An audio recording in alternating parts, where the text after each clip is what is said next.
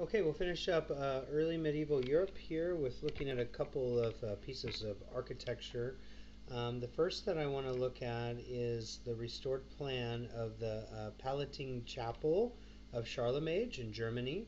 And what I want to mention, and that's figure 1117. And what I want to mention here is the pulled interest not only from the Byzantine central plan that we saw with the dome on the penitentives with like Hagia Sophia and San Vitale. So you should be able to reference those coming from the Byzantine, because remember, Charlemagne is the one who brought over this the Byzantine artist and architects.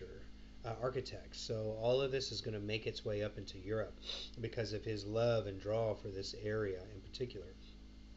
So there is that. So you should be able to see that relatable use of the dome of the feature is of the dome of the penitive is not presently here, but the concept of the central plan, where it is this elevated atmospheric presence, is going to be here, which he's pulling from Hagia Sophia as well as San Vitale. And another thing is the arrangement of the architecture on the top. It is a 8-point system, so he's pulling that from the mosques. Okay, and not only is he pulling that from the mosques, but he's also pulling that series of arcaded, striped arches. So if you look at figure 1118, you can see the use of the arcade, which is those 8 sections that's underneath that atmospheric dome of the Chapel of Charlemage, and it has those black and white striped features on the archways. That's something that we saw in the Dome of the Rock, and we also saw in the great mosques in the Islamic art. So that is going to be influencing some of the artwork found within these chapels and cathedrals in this time of the Ottonian period. All right. So that's one major piece of architecture that I want you to look at. And the second is, if you drop down all the way to figure 1124, it's St. Michael's.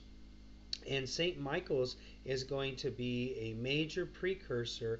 First of all, it is a major successor from the Basilica Nova, and also the forms and architectures that we saw during some of the late antiquity periods, okay, where we saw the nave, we saw the apse, we saw the narthex, which is the entryway past the atrium, and also the transepts that looked like they were coming out like 2 arms, almost like the body of Christ that had been placed upon this cross-like formation.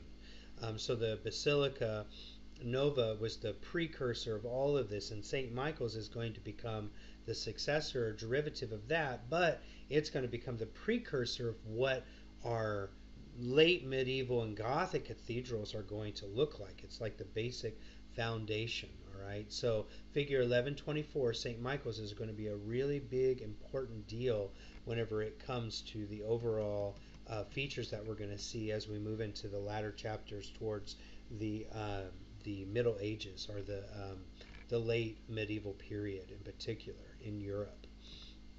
And I want you to look at figure 1125, and I want you to be able to break down and see some very major features here. We have 2, and this is a very unique piece of architecture. One is that it has 2 entrances, and the entrances are on the sides. The entrance, it does not have a narthex. So the narthex is typically the place where you would enter. And then you would run down the nave, and from the nave would be the apse. In this case, the entrances are on the north and the south side of St. Matthew's, which is a unique style. So you enter into the aisle, and then in between the 2 aisles is the nave. And the nave still, in this case, it goes east towards the apse, which is letter A. All right. And then on the circumambulatorium is on the left, heading towards the west. And that's where you see that big U shape with that pattern-like feature, where there are different images and sculptures of the narratives and biblical tales and parables of Jesus. All right, and those are centralized there in the circumambulatorium, which is there to the west, that big side U shape. And then to the far east, that small little open U is the apse, all right? So that's the place of the heavy worship. and ritualistic activities. But the entrances are coming from the north and from the south, and it has dual transepts. So up towards the apse to the east, you have a transept that moves up to the north and one down to the south, which again is the places where they house the reliquaries. There's also another transept before you get to the circumambulatorium, where it is to the north and to the south as well. And there's a series of spiral staircases that take you up into the bell towers. So it's a very unique feature. All right. And it doesn't have a narthex, so it doesn't have that made atrium and a narthex entryway. The entrances are on the north and the south. It has dual transepts, okay, and it also has an apse on one side and a circumambulatorium on the other side towards the west. And if you look at figure 1125a, again, you have this similar archway that we would see in that great mosque all the way in the Islamic period, in the Islamic world. And so that pattern is going to find its way into St. Michael's as well. So there's going to be a lot of shared similarities. One thing that's going to be very unique is figure 1126, the doors with relief panels. And these are 15-foot tall bronze casted doors. And they have dual narratives on these doors. And the monks that will go to worship in St. Michael's before entering into the worshiping hall and the apse, they would have to open these doors and look at these images. So it ingrained this sense of devotion into their minds before entering, and that's why they're so vast and so large, because they're memorable. And if you look at, so that's figure 1126, and if you look at figure 1127, it's a very specific register or panel. Again, during this time, they're using those registers, right? And you can see that it's God accusing Adam and Eve, and that's the detail of the left door of Saint Michael's Hildesheim doors. They're called Hildesheim doors. That's Hildesheim. Okay.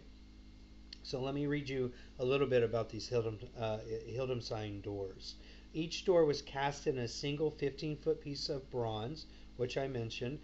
These are marvels because they came out of a time where smaller, more precious metalworks were forged. So these were huge pieces at a time where art was really small and portable, and these were not. All right, these were made specifically for St. Michael's. So that's a big shift right there. So we're starting to shift back into larger pieces and away from like your iconophile paintings, as well as your small precious purse covers and small personal adornments. Now we're getting back into bigger pieces of artwork. The monks would see these before worshiping, like I mentioned. The left door is Genesis. That's the beginning, all the way to the death of Abel. Okay? And then the right is the life of Jesus, his whole story. So that's the right door. And what these doors are supposed to do, which is going to become very prevalent in this late medieval period before the Renaissance, is it's going to detail and show the fear of God, and it's going to cast out a sense of kind of anti-God worship. So, and it's going to increase levels of simplicity as well as emotion.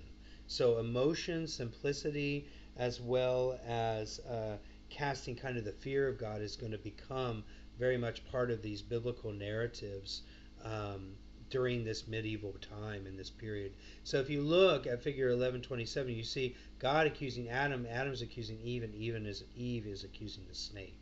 All right, and it's very the sense of wrath and anger and fear is very present in the emotional state of these figures on figure 1127.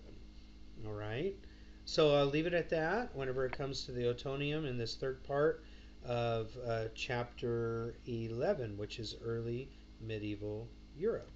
Okay.